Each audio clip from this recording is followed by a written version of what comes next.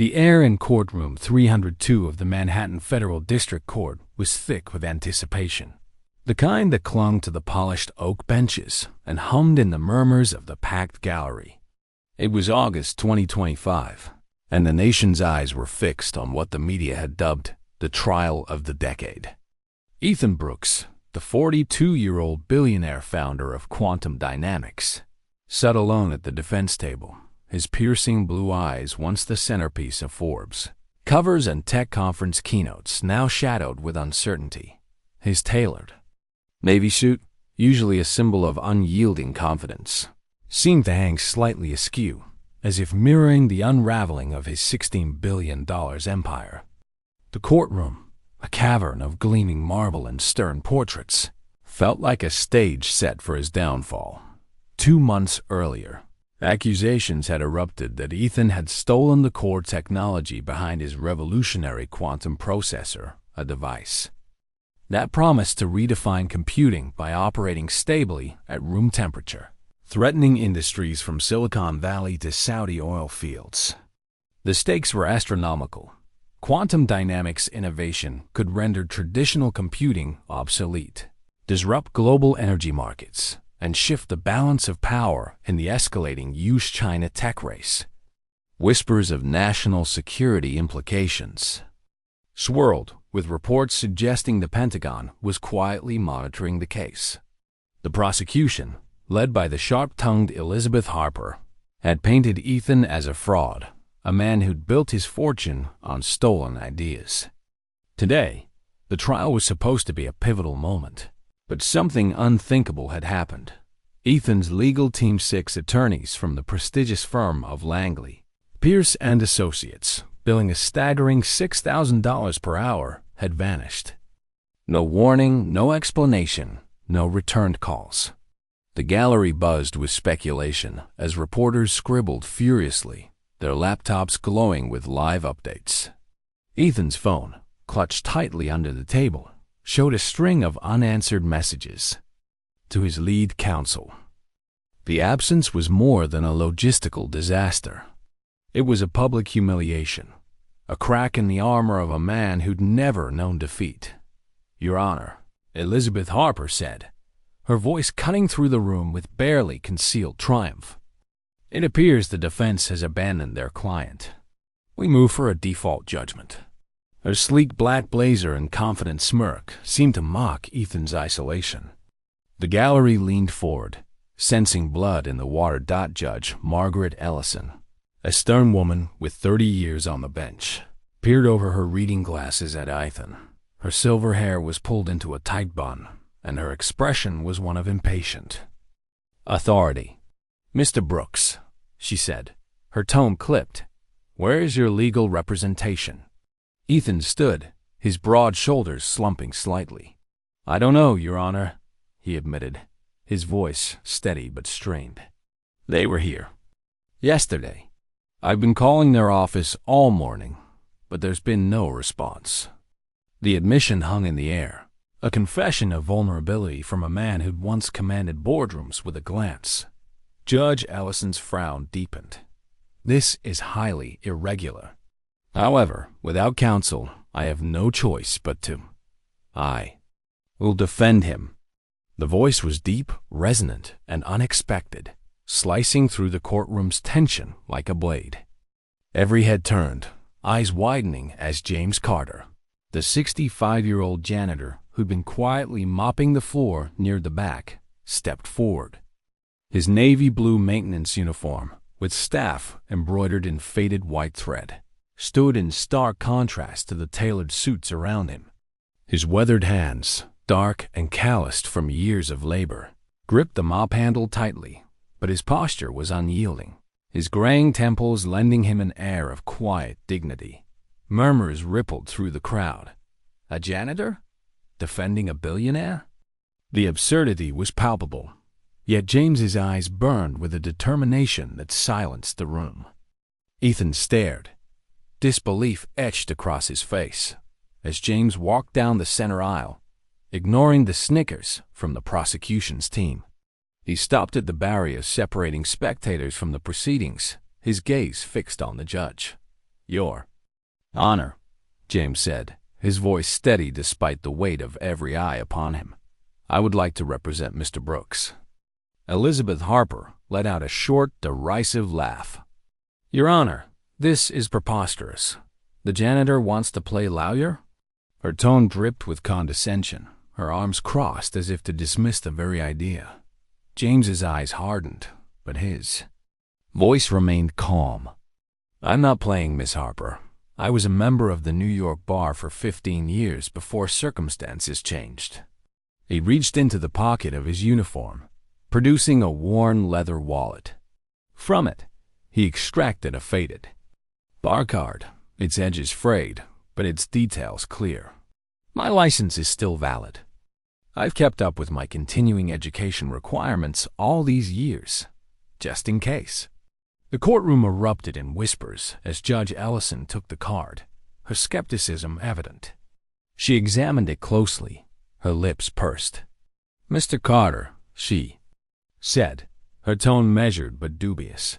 While your credentials appear technically in order, you haven't practiced law in, 28 years?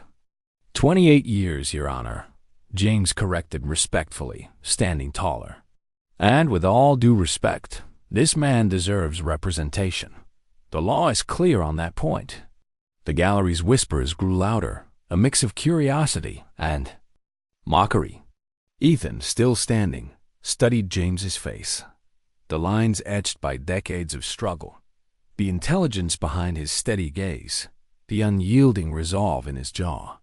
For a man who'd always surrounded himself with the best money could buy, trusting a courthouse janitor felt like a leap into the unknown. Yet something in James's presence, his quiet strength, his refusal to be cowed, stirred a flicker of hope. Mr. Brooks, Judge Ellison said, her voice betraying her disapproval, do you wish to have Mr. Carter represent you in this matter? Ethan hesitated, his mind racing. The world knew him as a man who never faltered, yet here he was, abandoned by his team, facing ruin. He looked at James again, seeing not just a janitor, but a man who dared to step into the lion's den. Yes, Your Honor, he said finally, his voice firm. I accept Mr. Carter as my attorney.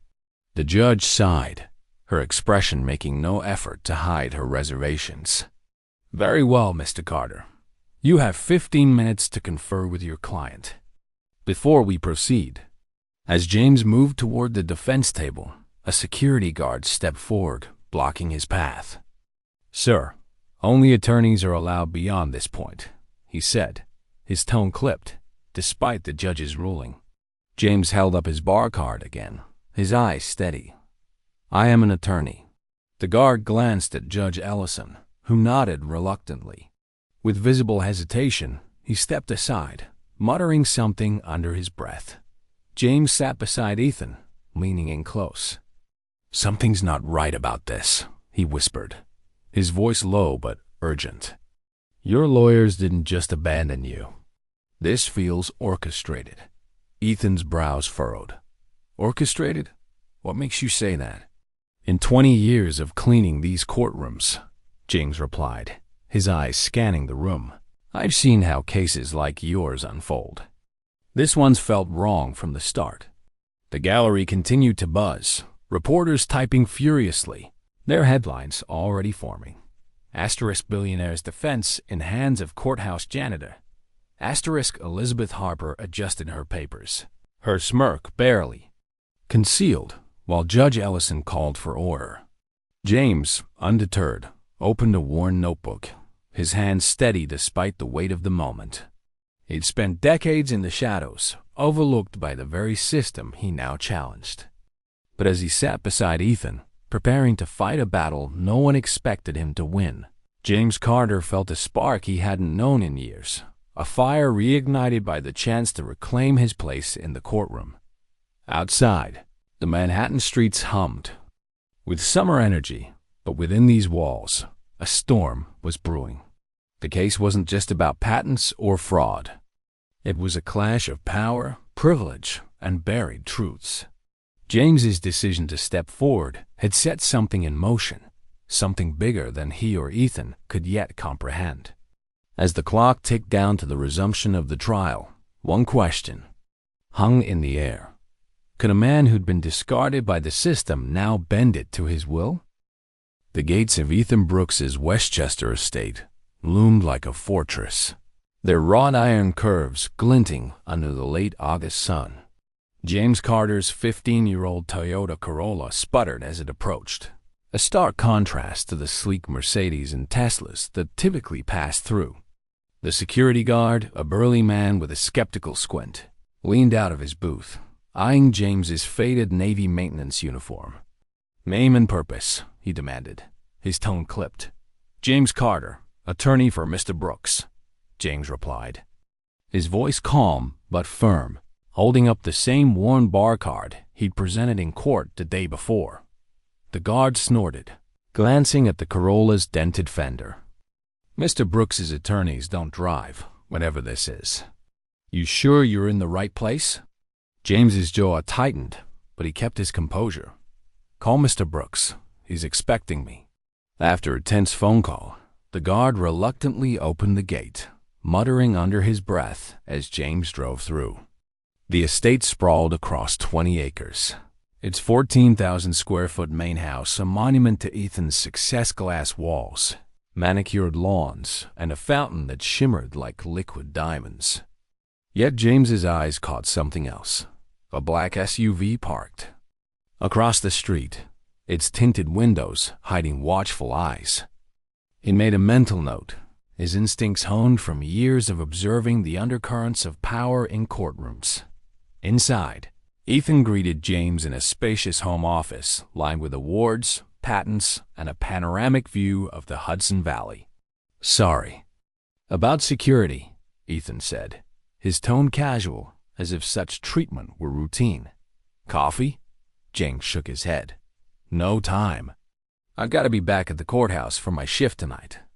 He set his worn notebook on the desk, its pages filled with meticulous notes from decades of listening to trials from the sidelines. "We need to get to work. I want every document related to your case discovery, contracts, emails, everything." Ethan raised an eyebrow, his polished demeanor slipping into subtle condescension. "You're still working as a janitor? While defending me?" "I can't afford not to," James replied simply, his eyes meeting Ethan's without flinching. "Now, the documents." Ethan hesitated, then nodded, pulling up a secure tablet and transferring files.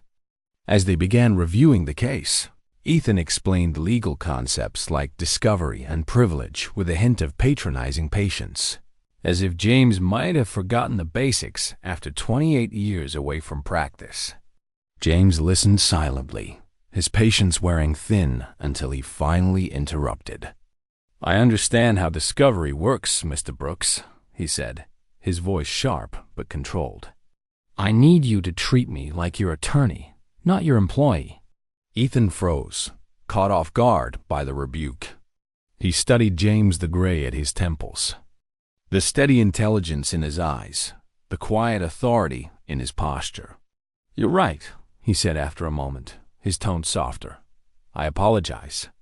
The apology marked a shift, a crack in the wall of privilege that had defined Ethan's world. As they dug into the case files, James's sharp legal mind resurfaced, slicing through the dense documents with precision.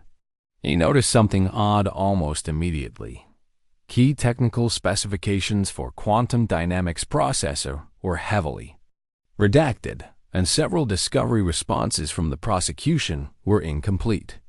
"Your previous attorney should have objected to this," James said, holding up a page. "These redactions hide the evidence that proves you developed the technology independently." Ethan leaned forward, his brow furrowing. "My team handled all that. They said it was standard." "Standard?" James's voice was low, skeptical. "This isn't sloppy work. It's deliberate sabotage." He pointed to a section of the technical documents. "These redactions cover the core algorithms. Without them, the prosecution can claim you stole the tech. Someone wanted you defenseless." Ethan's face paled. You're saying my own lawyers. I'm saying someone got to them, James interrupted, his eyes narrowing. He glanced out the window, where the black SUV still lingered across the street. And they're watching us now. Ethan followed his gaze, his confidence wavering. Security? Not yours, James said grimly. Tell me about your technology. The real story. Ethan hesitated, then walked to a wall safe hidden behind a framed patent. He extracted a thin folder filled with diagrams and equations. Quantum Dynamics isn't just another tech company, he began, spreading the papers across the desk. We've created a stable quantum processor that operates at room temperature. It's not just faster computing, it's a paradigm shift. Unlimited processing power with minimal energy consumption. It can make oil, gas, even current green tech obsolete overnight. James whistled softly. That's $1 trillion disruption. No wonder someone's trying to bury you, Ethan nodded. It threatens energy companies, defense contractors, telecom and tire industries. Even governments are nervous. The Pentagon reached out last month, hinting at classified applications. James's mind raced, connecting dots to a past he'd tried to forget. 30 years ago, as a rising star at a top New York law firm, he'd taken on a discrimination case against Atlantic Power, a behemoth in the energy sector. He'd been the first black partner in the firm's history, a trailblazer with a razor-sharp mind. But the case had unraveled when evidence vanished, witnesses recanted, and James was accused of tampering. Disbarred for 6 years, he'd clawed his way back, proving his innocence, but no firm would touch him afterward. The courthouse janitor job had been his only lifeline. Your situation reminds me of something, James said, his voice heavy with memory. I took on Atlantic Power for racial discrimination.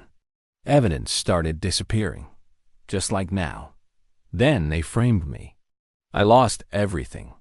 He paused, his eyes distant. This feels like the same playbook. Ethan absorbed the story, his privileged world shaken by the raw injustice of James's past.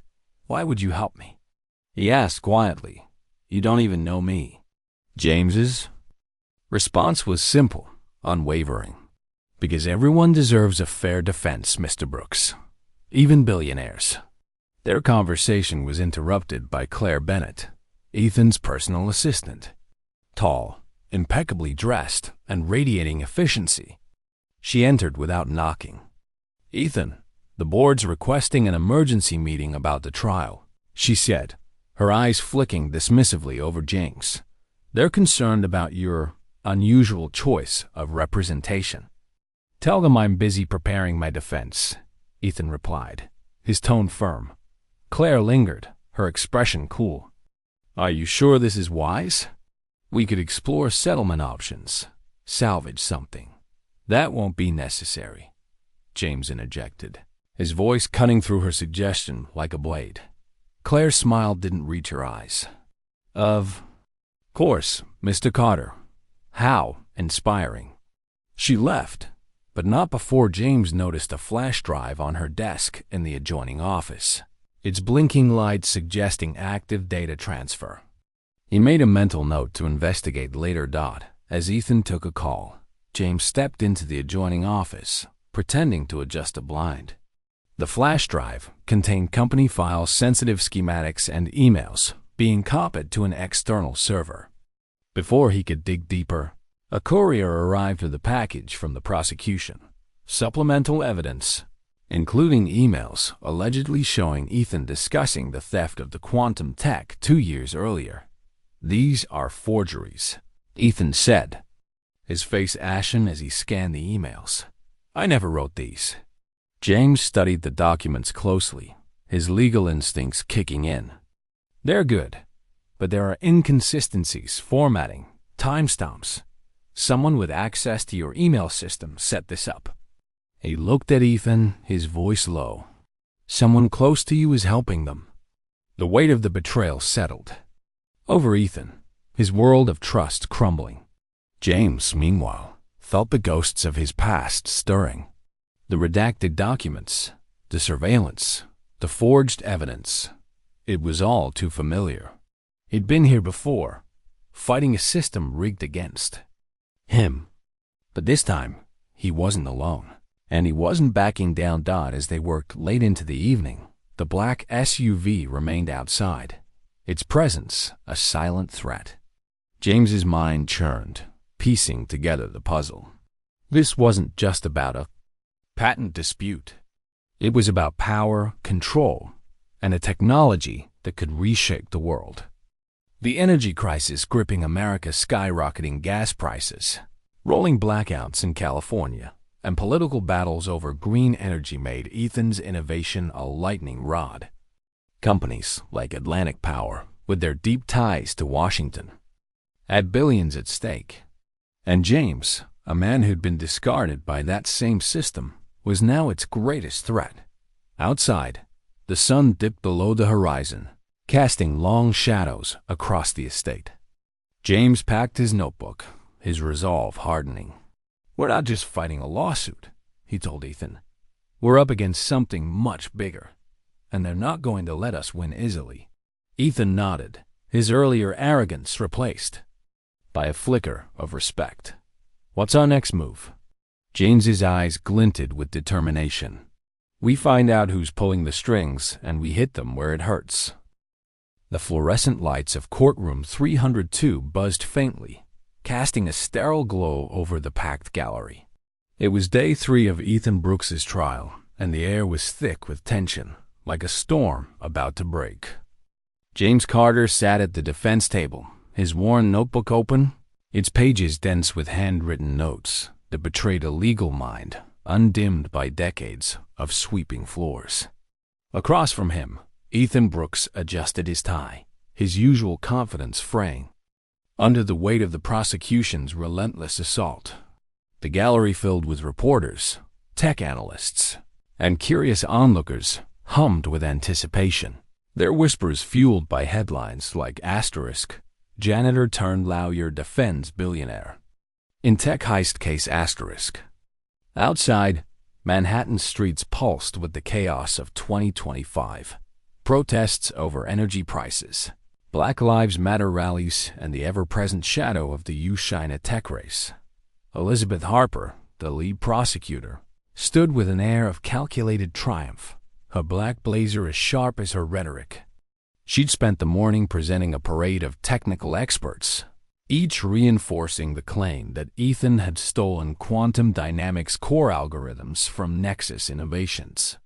The latest witness, Dr. Michael Yang, a former employee of Quantum Dynamics, took the stand with a practiced ease. His crisp suit and polished demeanor screamed credibility, but James's instincts told him something was off. "Dr. Yang," Harper began, her voice smooth, "please confirm your role in developing the quantum stability algorithms that Mr. Brooks claims as his own." Yang nodded, launching into a jargon-heavy explanation designed to dazzle the jury. "I developed the core algorithms between January and March 2021, while at Quantum Dynamics. They were the foundation of the technology now patented by Mr. Brooks."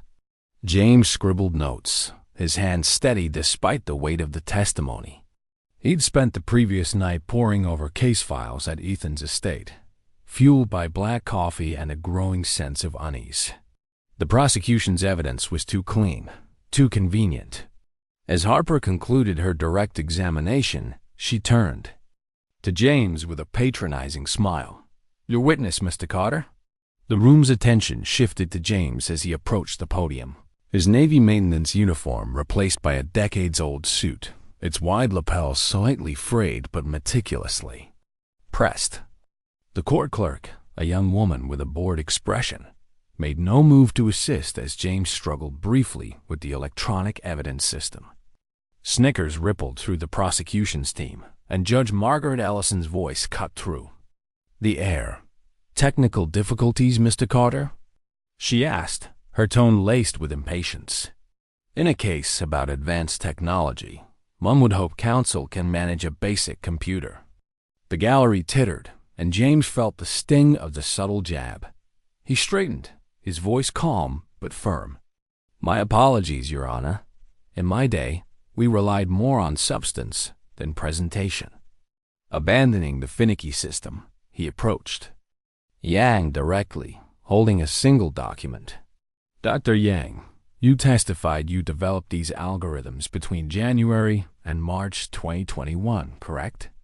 "Yes," Yang replied, his confidence unwavering. James handed the document to the clerk. "I'd like to enter Defense Exhibit 1 into evidence. These are Dr. Yang's employment records, showing he wasn't hired by Quantum Dynamics until April 21, 2021. He turned back to Yang, whose composure flickered.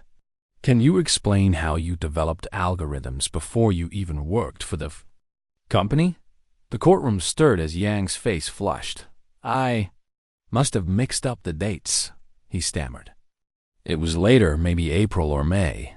James didn't pause. "Interesting. I also have server logs showing the quantum stability algorithms were completed and stored in Quantum Dynamics Secure Repository by March 15, 2021, over a month before you started." He slid another document to Yang, his voice steady but relentless. "And these bank records show a $300,000 transfer to an offshore account in your name, dated 2 days before this trial began. Care to explain that?" The courtroom erupted, Harper leaping to her feet. "Objection. This is speculative and inflammatory." "Sustained," Judge Ellison said sharply, but the damage was done. The jury's eyes were on Yang, who squirmed under James's gaze, his earlier poise crumbling. By the time James finished, Yang admitted to lying under oath, claiming he'd been pressured by Nexus Innovations. The jury exchanged skeptical glances, and Harper's confident smirk faltered Dodd as court adjourned for lunch. James stepped outside for air, only to be met with a new wave of hostility. Spray-painted slurs marred the sidewalk near the courthouse entrance, racial epithets aimed squarely at him. He clenched his jaw, memories of his early career flooding back. The snide remarks in law firm boardrooms, the judges who dismissed him with a glance. A court officer, conducting a random security check, patted him down with unnecessary thoroughness, his eyes cold. James endured it silently, refusing to give them the reaction they wanted. Back at Ethan's estate that evening, James received a call from his daughter, Lila Carter. At 32, Lila was a data analyst with a sharp mind and a strained relationship with her father, a casualty of his years fighting to clear his name after disbarment. "Dad, I saw the news," she said, her voice a mix of worry and frustration. "They're tearing you apart online. Bot accounts are spreading lies, calling you a radical with a vendetta." James sighed, rubbing his temples. "They're trying to distract us, Lila. Can you trace those accounts?" "I'm already on it," she replied, her tone hardening. "I found patterns, thousands of coordinated posts, all tied to a marketing firm linked to Atlantic Power. They're not just targeting you. They're hitting Ethan too." Lila's involvement was a lifeline, but it came at a cost. The next morning, she called again, her voice trembling. "Dad, my boss just fired me." They called it budget cuts, but he mentioned it's not. Good optics to have an employee tied to your case. Her marketing firm, James learned, had contracts with Atlantic Power and other energy giants. The message was clear. The conspiracy was tightening its grip, reaching beyond the courtroom to punish those closest to him. That night, James returned to his small apartment in Queens, a modest space filled with books and faded family photos. He found the door ajar, the lock forced. Inside, his legal notes were scattered across the floor, his old case files from the Atlantic Power discrimination suit rifled through. Nothing valuable was taken. He owned little of worth, but the violation was deliberate, a warning etched. In the chaos, James's heart pounded, not with fear, but with resolve. They'd tried to break in 28 years ago, and they'd failed. They wouldn't succeed now. He called Ethan, who insisted he stay at the estate for safety. James declined, unwilling to blur the line between attorney and client, but he agreed to meet the next morning.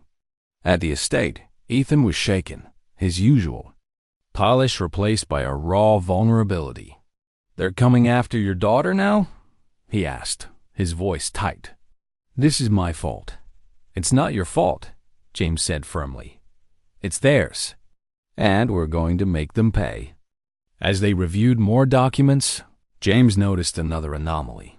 A series of emails from Claire Bennett, Ethan's assistant, to an unknown recipient, discussing quantum dynamics internal strategy.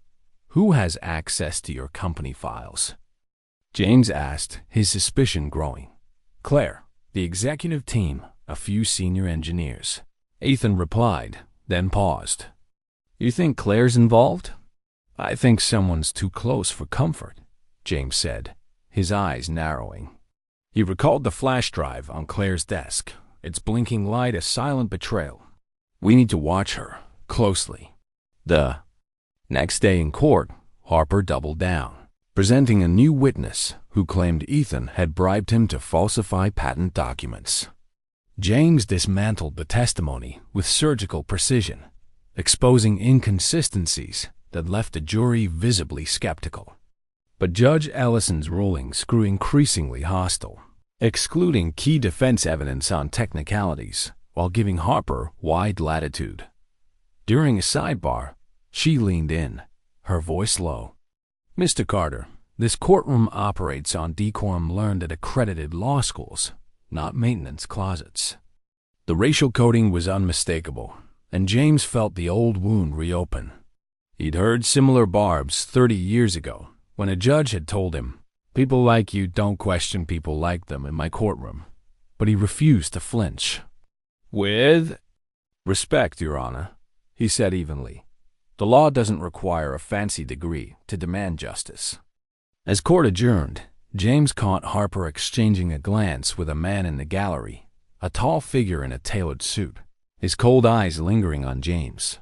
Ethan noticed it too. "That's my brother, Nathan," he said, his voice heavy. "He showed up to support me." James's instinct screamed warning.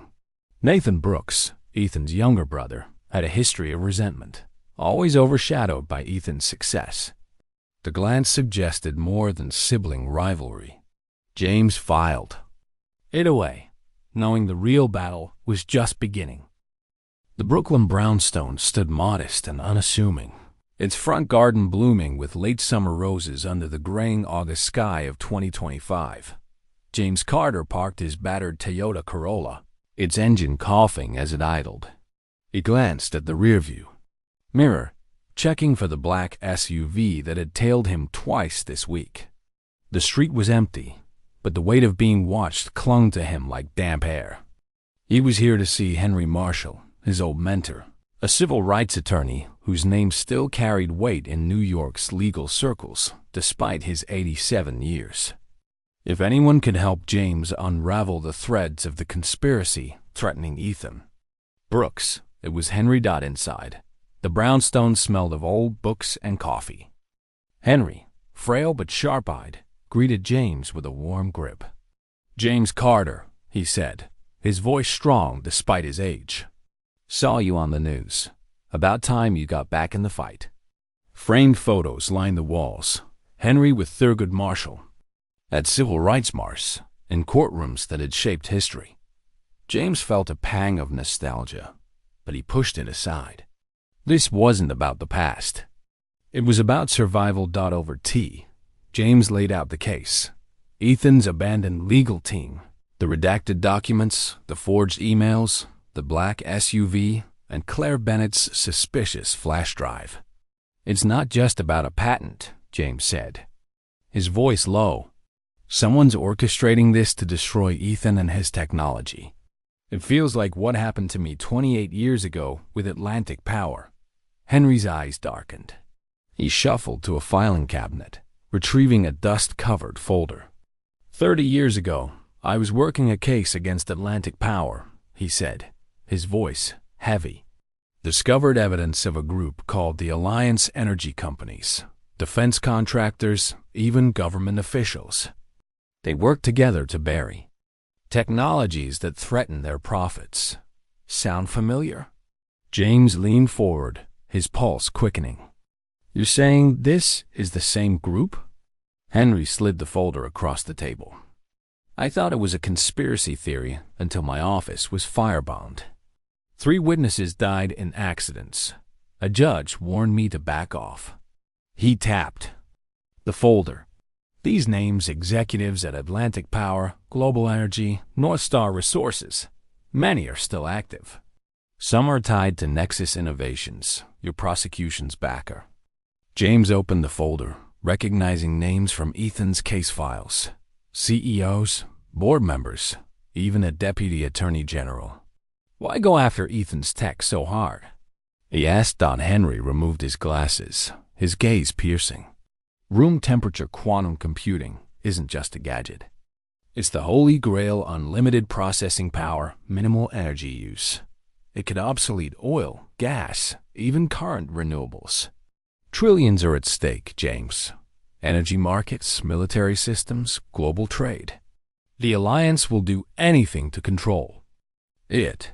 The revelation hit James like a freight train. This wasn't just a lawsuit. It was a war over the future. He thanked Henry and left, the folder tucked under his arm, his mind racing. As he drove back to Manhattan, his phone buzzed. It was Talia Morgan, a digital forensics expert who'd been a paralegal at his old firm before the Atlantic Power scandal derailed his career. They met at a nondescript coffee shop in Hell's Kitchen, far from the courthouse's prying eyes. James Carter, Talia said, embracing him warmly. In her 50s, her sharp intellect was undimmed, her laptop already open to a cascade of data. When I saw you on TV, I thought, the comeback king. This isn't about redemption, James said, sliding a flash drive across the table, the one he'd copied from Claire's desk. It's about justice. These are Ethan's technical specs. I need to know why they're worth killing for. Talia plugged in the drive, her eyes widening as she scrolled through the files. This is unreal. Ethan solved the decoherence problem, keeping quantum bits stable at room temperature. It's not just computing. It's a new energy paradigm. This tech could power cities with a fraction of the resources, break military encryption, revolutionize AI. She looked up, her voice urgent. This threatens every major industry: oil, gas, defense, even big tech. No wonder they're coming for him. James nodded, the pieces falling into place. Can you trace who's accessing quantum dynamics servers? Someone's leaking data. Talia's fingers flew across the keyboard. Already on it. I found encrypted transfers from Ethan's internal network to an offshore server linked to Nexus Innovations. And get this: large deposits hit the accounts of Ethan's former legal team right before they vanished. Someone bought them off or scared them silent. The scope of the conspiracy was staggering, but James's focus shifted to a new figure: Nathan Brooks, Ethan's younger brother. At the courthouse, Nathan had approached James, his handshake firm but his eyes cold. "My brother speaks highly of you," he'd said, but his glance toward Elizabeth Harper in the hallway betrayed a deeper connection. James had since learned Nathan was a silent partner in quantum dynamics, with a history of resentment toward Ethan's success. Financial records Lila had uncovered showed Nathan drowning in personal debt, gambling, failed investments, a lavish lifestyle he couldn't sustain. The Alliance, James suspected, had found an easy mart. Back at Ethan's estate, James shared his findings. Ethan's face hardened at the mention of Nathan. "He's always been jealous," he admitted, his voice low. "We grew up competing: school, sports, everything. I thought he'd moved past it." He paused, his eyes searching James's. "You think he's selling me out?" "I think he's their inside man," James said bluntly. "And Claire's helping him, willingly or not." Ethan's jaw tightened, the sting of betrayal sharp. Claire Bennett, his loyal assistant of 5 years, had been a constant presence, handling everything from board meetings to personal schedules. But James's discovery of the flash drive and her evasive demeanor pointed to complicity. "What do we do?" Ethan asked. "We watch, we wait, we gather proof," James said. "And we don't trust anyone." The pressure was mounting. That night, James's apartment building received an anonymous call, a threatening message laced with racial slurs warning him to drop the case. The next morning, as he walked to the courthouse, court officers singled him out for an additional security screening, their hands lingering as they searched his bag. The harassment was calculated, designed to wear him down, but James refused to react. He'd faced worse in his early career partners, who'd called him articulate as a backhanded compliment, judges who'd dismissed his arguments before hearing them. He channeled the anger into focus, his resolve a steel rod in his spine. "Lila," called as he arrived at the courthouse, her voice urgent. "Dad, I traced those bot accounts. They're linked to a PR firm contracted by Atlantic Power and Global Energy. They're flooding X with posts calling you a radical activist and Ethan a tech fraud. But I'm fighting back. I've got a counter-campaign ready to expose their lies." James's chest swelled with pride, but guilt gnawed at him.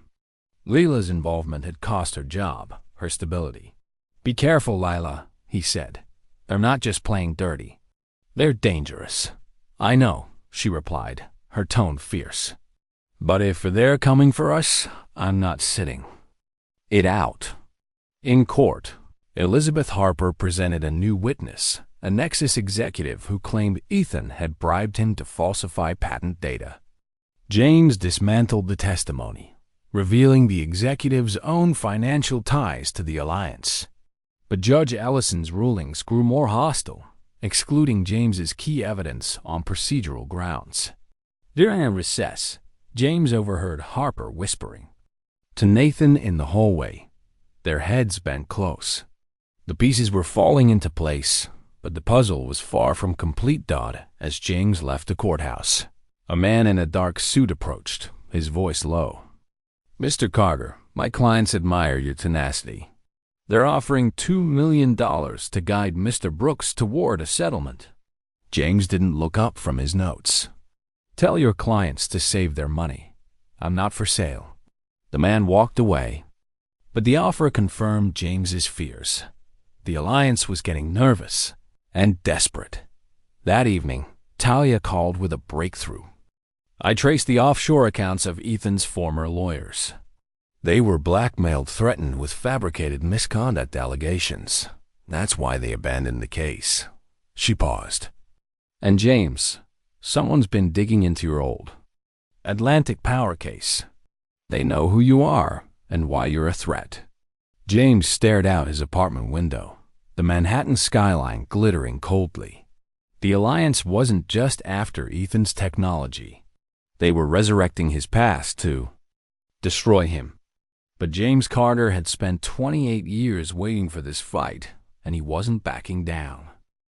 The Manhattan Federal District Court buzzed with a restless energy as the trial of Ethan Brooks entered its third week in August 2025. Courtroom 302 was a pressure cooker, packed with journalists, tech insiders, and activists drawn by the case's seismic implications. James Carter sat at the defense table, his frayed suit a quiet rebellion against the polished attorneys opposite him. Beside him, Ethan Brooks, once the untouchable billionaire, looked worn but resolute, his blue eyes fixed. On the empty bench where Judge Margaret Ellison had presided until yesterday, her sudden recusal prompted by James's discovery of her husband's financial ties to Atlantic Power had shaken the prosecution's confidence. Now, Judge Daniel Foster, a younger jurist with a reputation for fairness, was set to take over. But James's instincts warned him to stay vigilant. The gallery whispered furiously, their smartphones buzzing with updates on X. Janitor lawyer forces judge's recusal in billion-dollar tech case. Outside, Manhattan pulsed with the chaos of 2025 protests over skyrocketing energy costs, Black Lives Matter rallies demanding judicial reform, and heated debates over the US-China tech race. Ethan's quantum processor, capable of operating at room temperature, wasn't just a patent dispute. It was a geopolitical lightning rod, threatening to upend trillion-dollar industries and shift global power dynamics. Elizabeth Harper, the lead prosecutor, stood with a strained composure, her earlier swagger dulled by James's relentless dismantling of her witnesses. She doubled down, presenting new evidence, alleged emails showing Ethan conspiring to steal Nexus Innovations technology. James had already flagged them as forgeries, but Harper's strategy was clear: overwhelm the jury with volume, banking on their confusion. As court convened, Judge Foster entered, his sharp gaze scanning the room. "Mr. Carter," he said, "you may proceed with your motion." James rose, his voice steady despite the sleepless nights spent poring over evidence with Ethan, Lila, and Talia Morgan. "Your Honor, the defense moves to dismiss all charges against Mr. Brooks based on prosecutorial misconduct and evidence of a broader conspiracy to frame him." He slid a thick folder across the table, its contents meticulously compiled. Bank records of payments to witnesses, encrypted communications between Nexus and Atlantic Power, and server logs showing data leaks from quantum dynamic systems. Harper leapt to her feet. "Objection. This is a baseless conspiracy theory, Your Honor. Mr. Carter is attempting to distract from the facts." Judge Foster raised a hand, silencing her. "I'll hear the evidence, Ms. Harper. Proceed, Mr. Carter." James began methodically, presenting financial trails linking Nexus to Atlantic Power and Global Energy, part of the shadowy alliance Henry Marshall had warned him about. The jury leaned forward, captivated by the web of corruption unfolding. But James held back his trump card. Video Lila had uncovered, obtained through Talia's forensic work. The footage, recorded in a private boardroom, showed executives from Atlantic Power and Nexus plotting to destroy Ethan and steal his technology to protect their market dominance. Its impact would be devastating, but James needed the perfect moment to present it. As he spoke, Claire Bennett, Ethan's assistant, slipped into the courtroom, her face pale. During a recess, she approached James in a quiet hallway, her voice trembling. "I need to tell you something," she whispered, glancing nervously at the crowd. "I was copying files for Nathan Brooks. He blackmailed me, threatened to expose financial mistakes from my past. But it's worse than that. I overheard him yesterday with men I didn't recognize. They talked about permanent solutions if the trial fails." James's pulse quickened. Permanent solutions? What exactly did they say? Claire's eyes darted away. "They mentioned making sure Ethan never leaves this courthouse. I think they're planning something dangerous." James thanked her, his mind racing. Nathan Brooks, Ethan's brother, was the linchpin of the conspiracy, driven by jealousy and millions in offshore payments. Claire's confession confirmed James's suspicions, but raised the stakes. He alerted Ethan, who looked stricken. "My own brother," he murmured, his voice hollow. "How did it come to this?" "We use this," James said firmly. "Claire's ready to testify. We're close to breaking them." But the alliance wasn't done. That afternoon, as James prepared to present the video, the courtroom's electronic evidence system crashed. Monitors flickered, displaying error codes, and the clerk's laptop froze. Gasps rippled through the gallery as technicians scrambled. Talia, seated in the back, texted James, "Asterisk, this is a hack. They're wiping the evidence servers." James's heart sank, but Talia's foresight saved him. She'd backed up the video on an air-gapped drive, immune to cyber attacks. Working quickly with a technician, she restored the system, her fingers flying across a laptop as the gallery watched in tense silence. "Got it," she whispered, handing James the drive. "Play it now." Judge Foster, visibly unsettled by the disruption, nodded. "Proceed, Mr. Carter." The courtroom darkened as the video played. Grainy but clear, it showed Atlantic Power's CEO, a Nexus executive, and a deputy attorney general in a smoke-filled room. "Brooks's tech will tank our markets," the CEO said, his voice cold. "We frame him, invalidate his patents, and reverse engineer the processor. The legal system's our weapon." The deputy attorney general nodded. "Harper's on board. We've got judges, too." The jury gasped, their faces a mix of shock and outrage. Harper's objection was feeble, her voice cracking. "This is inadmissible, Your Honor." The source is verified," James interrupted, producing Talia's forensic report. "This video, along with financial records and Claire Bennett's testimony, proves a criminal conspiracy to frame my client." Judge Foster's expression hardened. "Ms. Harper, this court will not tolerate fraud. I'm ordering an immediate investigation into these allegations." The gallery erupted, reporters scrambling to update their feeds. But James's victory was short-lived. During the lunch recess, Lila burst into the defense's private room, her laptop open. "Dad, they're not stopping. Nexus engineers are working around the clock to reverse engineer Ethan's tech. They're filing patent applications under shell companies to beat us to the punch." Ethan's face paled. "If they succeed, everything I've built is gone." James placed a hand on his shoulder. "Not if we move faster. We file for emergency injunctive relief to freeze their patent applications until this conspiracy is exposed." That afternoon, James presented the motion, backed by Talia's data showing Nexus's illicit patent filings. Judge Foster granted the injunction, a rare win that sent ripples through the energy sector. Atlantic Power's stock plummeted 15% in hours, and X lit up with speculation about the alliance. But James's instincts screamed caution. Foster's fairness seemed genuine, but Talia's research had uncovered a troubling detail. Before his judgeship, Foster had worked for a law firm representing Global Energy, an alliance member. His brother-in-law sat on Atlantic Power's board. In chambers, James confronted Foster, presenting the evidence. "Your Honor, your undisclosed ties constitute judicial misconduct.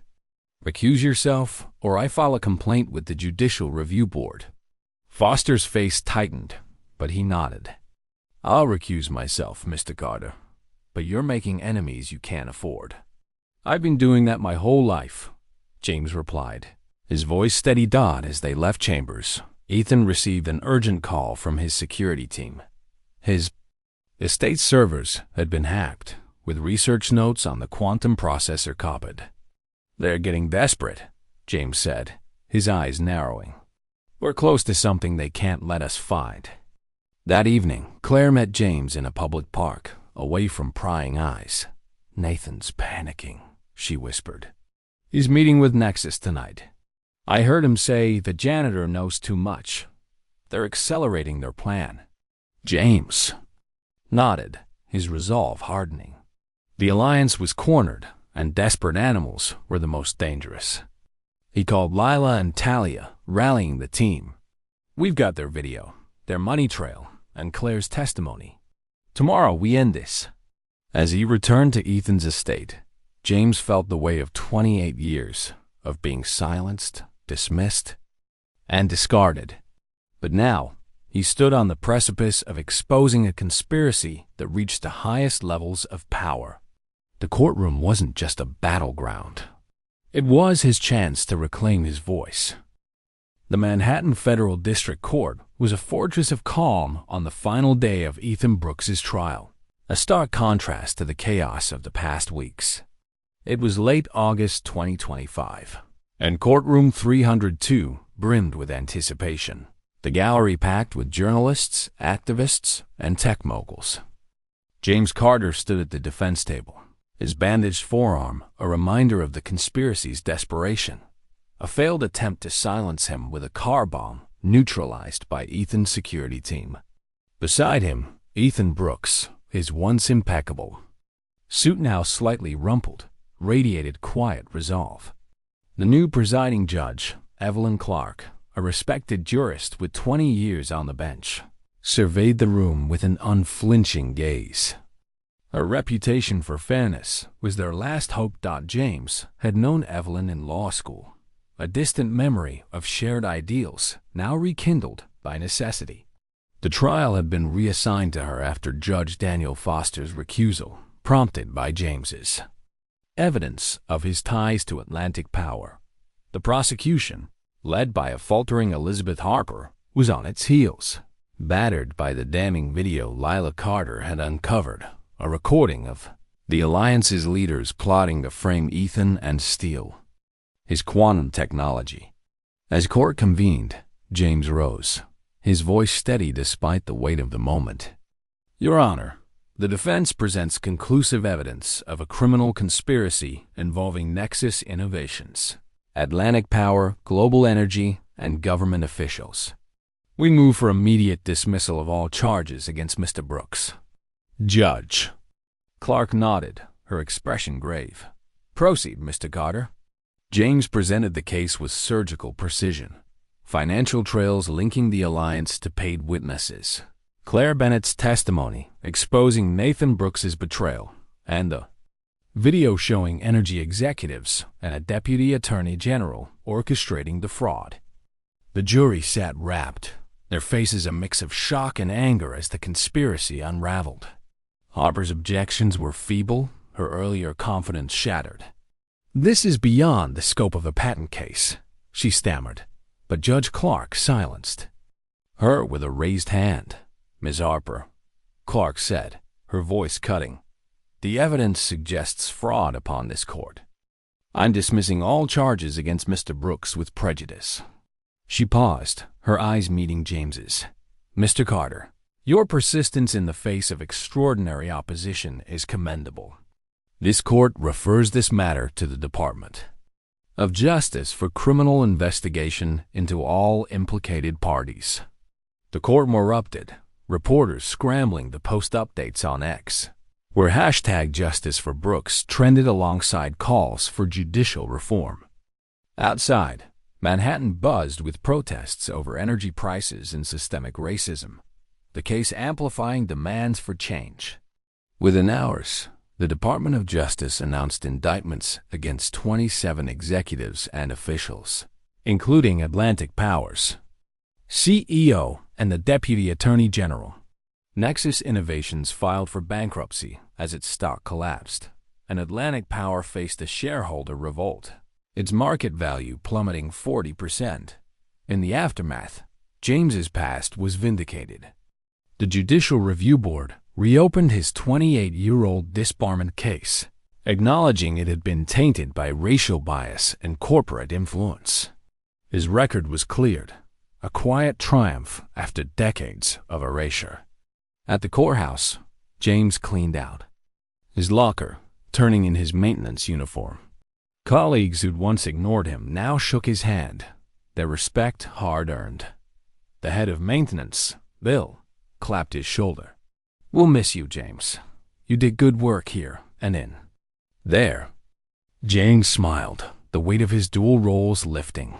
Later, at Ethan's Westchester estate, the billionaire made an unexpected offer. I want you as Quantum Dynamics Chief Legal Officer, Ethan said, his office gleaming with awards. $5 million a year plus stock options. We need you to navigate the regulatory battles ahead. James was momentarily speechless, the offer a stark contrast to his years of scraping by, but he shook his head. I appreciate it, Ethan, but I've got other plans. He handed Ethan a freshly printed business card, * Carter Law, specializing in discrimination and civil rights *. This case reminded me why I became a lawyer. There are too many people facing what I did, without the means to fight back. Ethan nodded, understanding dawning. Then let me help another way. I am establishing the James Carter Legal Justice Fund, $20 million to start, with annual contributions. It'll support your work and others like it. James accepted, his eyes bright with purpose. That'll make a difference. Lila Carter arrived, her laptop buzzing with plans for their new office on Fifth Avenue. "We've got 3 clients already," she said, her smile mirroring James's. Their once strained relationship, fractured by his years of fighting for redemption, was now a partnership forged in battle. "Partners?" James asked, extending his hand. Lila's grin was answer enough. James returned to the courthouse the following week not as a janitor, but as an attorney representing a young black woman in a workplace discrimination case. He greeted the new maintenance staff warmly, their shared invisibility a bond he'd never forget. Though vindicated, James kept his part-time janitor role. "It keeps me humble," he told Ethan. "Justice doesn't care about titles." The James Carter Legal Justice Fund grew rapidly, funding clinics in underserved communities and amplifying cases of systemic injustice. Ethan, transformed by the ordeal, became an advocate for equitable tech access, his quantum processor poised to revolutionize energy markets. Their friendship, born of necessity, became a powerful alliance against a broken system. James Carter's journey is a testament to the power of resilience and integrity. A black janitor, discarded by a system rife with bias, he rose to challenge corporate giants and corrupt officials, proving that justice transcends titles or wealth. His refusal to abandon his principles, even at great personal cost, inspires youth to confront injustice in our own lives. Ethan's transformation from a privileged billionaire to an ally aware of systemic inequity shows how shared struggles can bridge divides. The story underscores that one person's courage can spark systemic change, amplifying voices long silenced. It's a call to action. Stand up, speak out, and fight for what's right, no matter the odds. If James's fight against injustice moved you, subscribe to Legacy Stories on YouTube for more tales of ordinary heroes making extraordinary change. Hit the like button, share this story, and join us to celebrate courage, justice, and the human spirit. Together, we can amplify stories that inspire a better world.